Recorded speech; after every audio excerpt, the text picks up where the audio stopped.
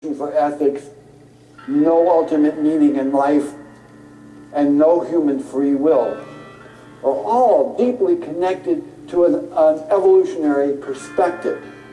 You're here today and you're gone tomorrow, and that's all there is to it. Dr. Will Provine, professor of the history of biology at Cornell University, gave us another disturbing glimpse into where Darwinism can lead.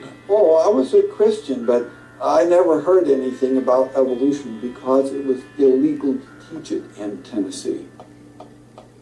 Dr. Provine's first biology professor changed all that. He started talking about evolution as if it had no design in it whatsoever.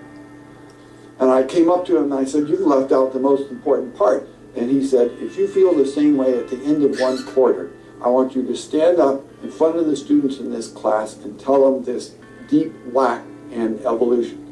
And I read that book so carefully, and I could find no sign of there being any design whatsoever in evolution. And I immediately began to doubt the existence of a deity. But it starts by giving up an active deity. Then it gives up the hope that there's any life after death. When you give those two up, the rest of it follows fairly easily. You give up the hope that there's an immanent morality. And finally, there's no human free will. If you believe in evolution, you can't hope for there being any free will. There's no hope whatsoever of there being any deep meaning in human life. We live, we die, and we're gone. We're absolutely gone when we die. A galaxy.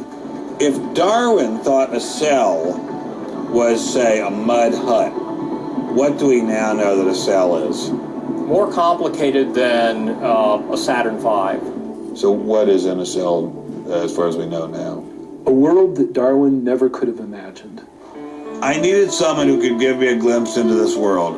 So we went to molecular biologist Doug Axe. Think of the cell as being a nanofactory, a factory where, on a very small scale, digital instructions are being used to make the components of the factory. Here we have the famous DNA double helix. You can see the two helical strands that are intertwined and wind around each other on the outside of the molecule. This is the material that stores all of our genetic information. In higher life forms, this will be the equivalent of something like a gigabyte of information stored in the molecules that form the individual chromosomes, all packed within the nucleus, which is a tiny fraction of the entire cell size. So what does DNA do? Well, the information in DNA ends up providing the information for sequencing the amino acids to make protein. We have information in a one-dimensional form that provides the information for a three-dimensional form.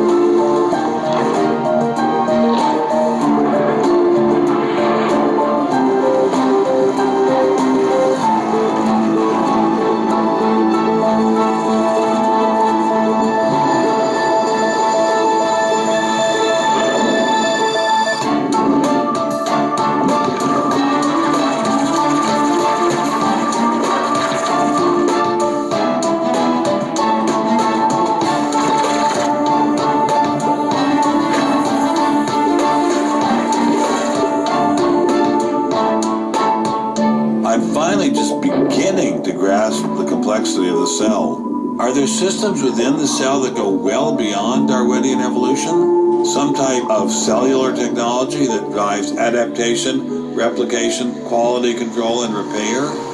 What if these new mechanisms have massive design implications? Well, I say, so be it. The cell really is like nothing we've ever seen in the physical world. that's got to be firmly grasped. That's not something we can just say, oh, well, it's just a little bit more of the same old, same old. It's not the same old, same old. We are finding is that there's information that's in the cell that cannot be accounted for in terms of these undirected material causes. So there's, and so there's some other, so there has to be an information source. So one of the key questions faced by modern biology is, where do you get information from? Well, Darwin assumed that the increase in information comes from natural selection. But natural selection reduces genetic information, and we know this from all the genetic population studies that we have. And where is the new genetic information going to come from? Well, that's the big question. So when we find every idea must be inspected to ensure that it is safe. All theories must pass through a series of checkpoints. First, the Academy. Getting a controversial theory through the Academy can be dangerous. Few people know this better than Congressman Mark Souder. He uncovered a targeted campaign led by individuals within the Smithsonian and the National Center for Science Education to destroy Dr. Sternberg's credibility. If you want peer reviews, if you want to be published, if you want to go to respected institutions, the core view does not tolerate dissent. There's kind of a, this is the way it is, and anybody who's a dissenter should be squashed. Are you gonna be on my side if I let you up? Sure, Chick, sure. I'm on your side. Just let me up. I'll do anything you say. Souder isn't the only one who has witnessed the Academy's tactics. Journalist Larry Witham has seen similar behavior during his 25 years of covering the evolution controversy. Once you're thick in science, you can't question the paradigm. But if you want to get grants, if you want to be elected to high positions, if you want to get awards as a promoter of public education of science, you can't question the paradigm. People cannot be trusted to form their own opinion. This business about open-mindedness is nonsense. Why is the scientific establishment so afraid of free speech? There is this fear that if one aspect of a theory is closely scrutinized, there's going to be an unraveling. Who are you? For I am the great and powerful Wizard of Oz. I interviewed dozens and dozens of scientists, and when they're amongst each other or talking to a journalist who they trust, they'll speak about, it's incredibly complex, or molecular biology is in a crisis. But publicly, they... Someone have a theory about how life began?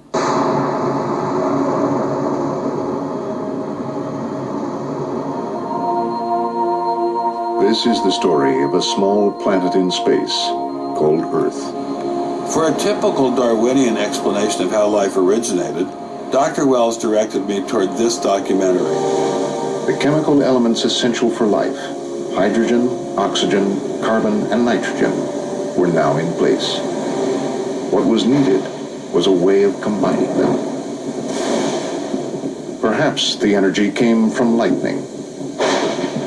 Whatever it was. Excuse me?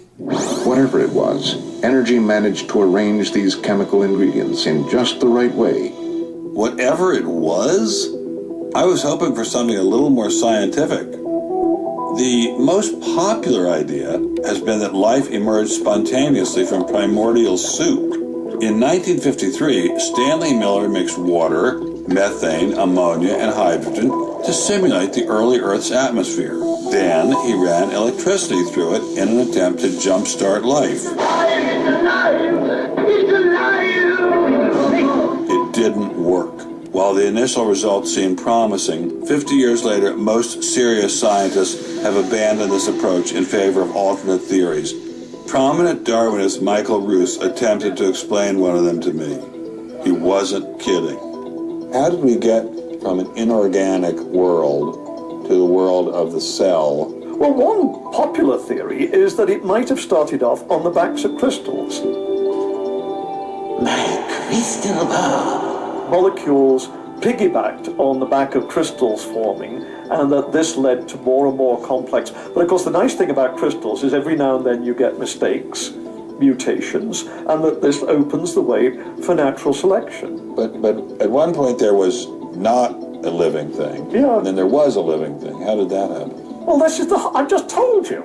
I don't see any reason why you shouldn't go from very simple to more and more complex to more and more complex. I don't either, but I don't know how you get from mud to a living cell. That's my question. Yes, well, I've told you. I think it was on the back of crystals. On the backs of crystals. Oh, but the backs of crystals is at least one hypothesis, yes. So that's your theory, and you think that is more likely and less far-fetched than intelligent design? I think it is. I wouldn't put Ben Stein's money on Dr. Rush's joyriding crystals, but it did make me wonder, what were the chances of life arising on its own? It's been speculated that probably there would have to be a minimum of about 250 proteins to provide minimal life function. If that's really true, then I think it's almost inconceivable that life could have happened in some simple step-by-step way. Okay, so the simplest form of life requires at least 250 proteins to function. What's so difficult about that? Welcome to the Casino of Life. Who wants to spin for a chance to win? Oh, sure. I'll give it a shot. What do I win? Take a look at this. How about the world's first single-cell organism? This perfectly aligned string of proteins could be yours. Now, take a spin.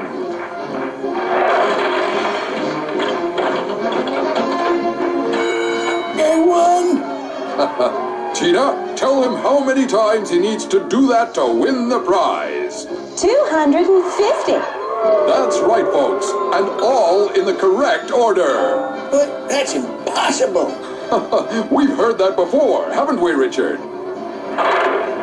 Come on, Mother Nature, do your thing. You stupid machine! I hate you! We're talking about something that's staggeringly improbable, roughly 1 in a trillion. Let all of life choose a million, a trillion. The number is essentially zero. Something has to skew nature to choose the ones that work. So, in the game of life, it looks as if the house always wins. Luckily, some serious scientific minds have figured out a way to beat the odds. Directed panspermia. When faced with the overwhelming problem of the origin of life, Nobel Prize winner Francis Crick proposed this theory, that life was seeded on Earth, which basically means aliens did it. Crystals? Aliens? I thought we were talking about science, not science fiction. Engineering principles to understand these systems. Okay? I mean, it's only because of our advancements in nanotechnology that we can even begin to appreciate these systems. But using intelligent design didn't seem to stop the scientists I spoke with, so why all the controversy? Suppose we find, simply as a matter of fact, that our scientific inquiries point in one direction. Which is that there's an intelligent creator. Why should we eliminate that from discussion? Streng verboten? How come? Why? Streng verboten. Very good. What does streng verboten mean? Strongly forbidden. Strongly forbidden. You've got two possible hypotheses. You've got a wall through the middle of through your brain, in effect, through your thinking. You say, well, you can't consider anything on this side of the wall. Only hypotheses on this side of the wall are permissible for consideration. What about academic freedom? I mean, can't we just talk about this? Their reply is that science is not a democratic process. Oh, really? And that there is a consensus view. But wait a minute, we are to subscribe to But wait a second, but Darwin challenged the consensus view, and that's how we got Darwinism. If Darwin wanted to challenge the consensus today, how would he do it? Science isn't a hobby for rich aristocrats anymore. It's a multi-billion-dollar industry. And if you want a piece of the pie, you've got to be a good comrade. Scientific ideas